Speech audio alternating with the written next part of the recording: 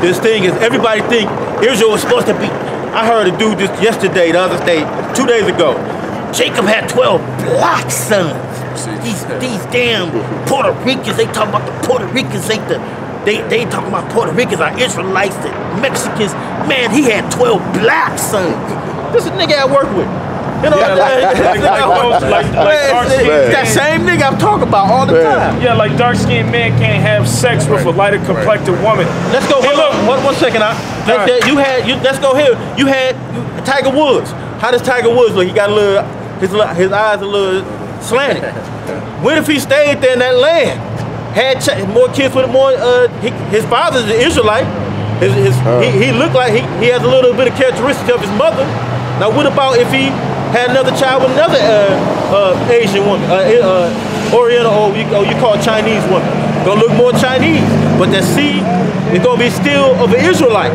Now, who John saw him in the vision, what did he see? He saw nations, kingdoms, and tongues. Hey, well, go ahead, bro. When you go, that popped in my mind as soon as you mentioned that, right? Revelation, the 7th chapter. It said according. It said elect according. What it say? It says elect according to foreknowledge. So all these places what Paul was talking about, it says the elect were there in those other lands. You know, the bulk of it's 144,000 plus the 1/3. Right. I'm gonna grab it on my phone. Right. So Israel was actually.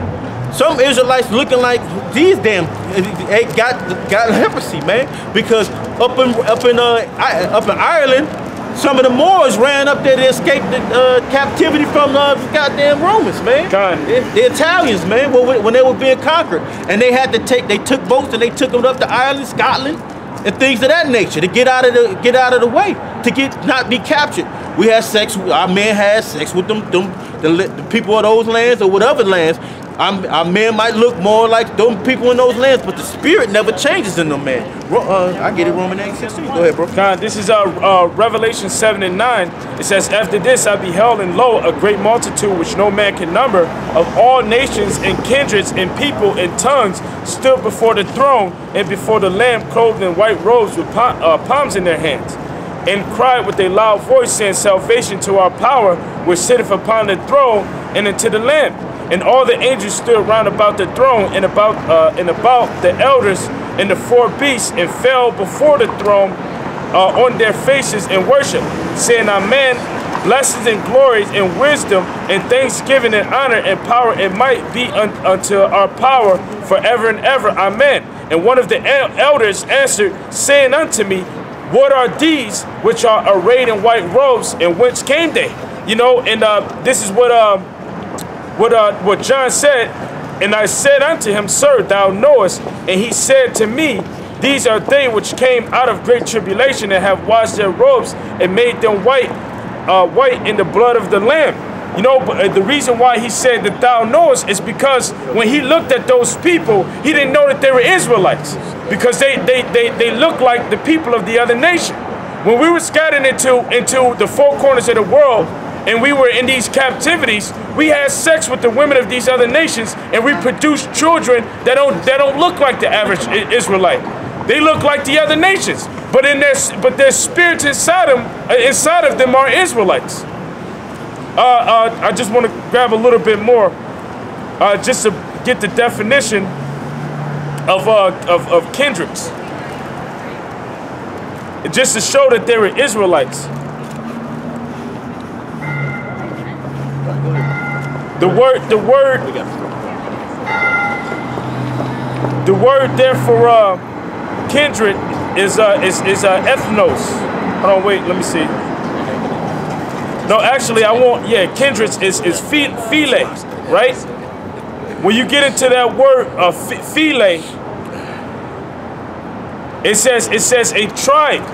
In the New Testament, all the persons descending from one of the 12 sons of the patriarch Jacob. So those people that were of that great multitude were Israelites. That's right. This is Isaiah. They just didn't look like Israelites. You know, they were looking like other nations. This is Isaiah chapter 11 and 11. And it shall come to pass in that day that the Lord Yahweh shall set his hand again the second time to recover the remnant of his people, Beautiful. which shall be left. He said, "Shall be to what? To do what to them? To recover to what? To recover to take them, bring them back, to redeem them, right? To recover them from where? What? Go ahead. From Assyria. From Assyria. Israelites in Assyria. Go ahead. And from Egypt. And in Egypt. Israelites in Egypt still. Go ahead. And from Pathros. And Pathros. And from Cush. And Cush. Cush is where what? In Ethiopia. The land of Ethiopia. We got our people still in them lands. And they're not the actual Ethiopians in the lands. It's the Israelites in those lands. That's right. Among the Ethiopians. I was doing some research yesterday because I ran across this Muslim cat. And basically he was all into the science and breaking down atoms and stuff like that. You know, I'm trying to watch my language. But he was into getting into science. But you can't really get into science. Here it is, you're a man that don't even understand the structure and the function of your body. You don't even understand how you was created in your mother's womb. How are you gonna tell me something about the spirit world? You know? So I was just basically asking him simple questions, you know, because he was headstrong about that Islam and that Muslim tip, right? So I was asking him questions about Khadijah, you know, Prophet Muhammad's first wife, what was her nationality? You know, I stumbled him on that. But basically, when you do the research around the 600s, the 500s, over in Saudi Arabia, there was a lot of Israelites that were over in that land, and they were dominating, and they were very rich and wealthy because they had brought agriculture to Saudi Arabia, which Saudi Arabia never seen. They were only dealing with livestock, but they were able to become very rich and wealthy because they brought that agriculture there. You know, so during the time when Muhammad was on the scene, there was a bunch of Israelites over there in that land. So you still got Israelites that are over in Saudi Arabia. You got Israelites that are down there in Yemen. Can I get one testimony about it? I told the brother, said it before, but I was at work, and you know, I'm at work, and I see the dude that was from Iran, but he had a mohawk like a Jake and everything. But he had an Iran passport. He was from Iran. Hey, he looked just like he was a Jake. And if he opened his mouth, I would have thought he was. I thought he was a Jake from the streets. He opened his mouth. He was speaking. He was from Iran. They gonna look just like him too. And they over there as we speak, man. They looking just like us over there speak. He had a mohawk and everything, and he was a Jake. But then when he started speaking, I seen his passport, and he was from Iran. And you had three tribes. I forget two of the names of them, but I know one was Quanaqua. That was one tribe of Israelites. Another one was I forget the names, but you can basically just look it up. Maybe I'll put it in the description box of this video, you know, or on the comment board so that you can look up the link. But there were like three tribes of Israel. You know, two of them took a side of the Arabs. So they were all fighting against each other. They were all off, man. But what they did was they set up the Prophet Muhammad, which was Khadijah. She was already rich and established. She already had money. But basically, the so-called Muhammad was to be unto the nation of Israel what Darius was to the nation of Israel during the time of Esther. So they were trying to get back the Holy Land, which the Arabs had control of the Holy Land during that time.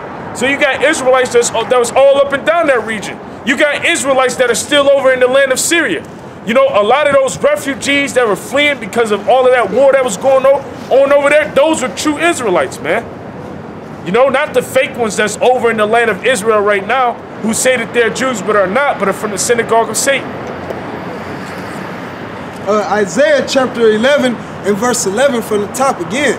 And it shall come to pass in that day that the Lord Yahweh shall set his hand again the second time to recover the remnant of his people which shall be left from Assyria and from Egypt and from Pathros and from Cush. And there you go. And from Elam and from Shinar and from Hamath and from the islands of the sea. Even them islands of the sea, you got the Crete Islands, you got islands out there, you got the islands that you have what you call those out the Pacific Islands, where you got Hawaii, everything. Our people, of course, our people, I think, is the United States, Australia. And our people in those lands. In Australia, exactly. Yep. So we got our people in every land, and they might not look exactly like Jake because being among the people of the land, the forefathers might came looking like us, but to have babies by those women there. Hey, out there in the Philippines, you got a bunch of Israelites that are out in the Philippines because when those Spaniards came over here, those conquistadors, they were taking that trade route down there from they'll come from Spain, they'll go down to Panama, you know, which Panama is a haven for ships. You can cross right through the land and go right over to the ocean that's on the other side, and that's a trade route right to the Philippines. So what they did was they had Jake slaves of the Northern Kingdom. They had so-called what they call today Mexicans. They were taking them over there to the Philippines. You know.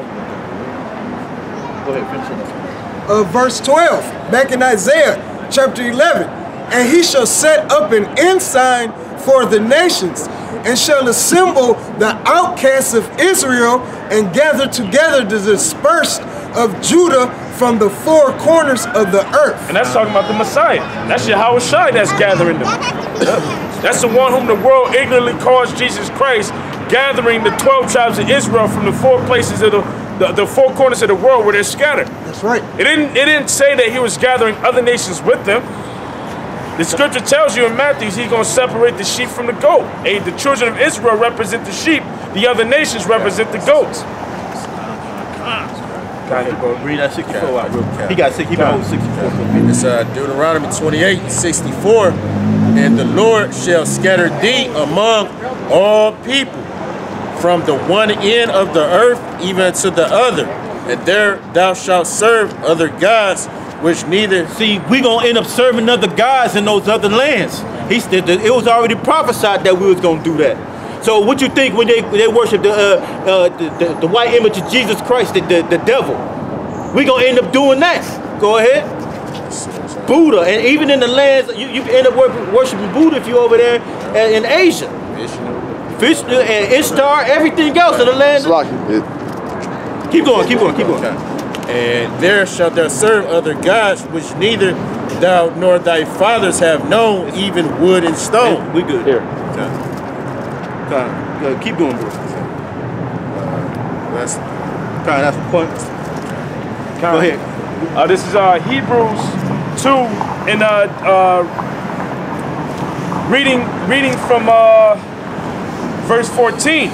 It says, "For as much then as the children are partakers of flesh and blood, he also himself likewise took part of the same, that through death he might destroy him that had the power of death, that is the devil, and delivered them who through fear and death all their lifetime are subject to bondage." Now, who all their lifetime was subject to bondage? That was the Israelites, man. You know, it says, "For verily he took not on him the nature of angels, but he took on him the seed of Abraham. Wherefore in all things it behooved him to be made like unto his brethren, that he might be a merciful and faithful high priest in things pertaining to the Most High, to make reconciliation for the sins of the people." So that's talking about the Messiah. That's talking about him being made like unto his brethren, the Israelites, to make reconciliation. What does the word reconciliation mean? The word reconciliation, when you break it down, it means reconciliation.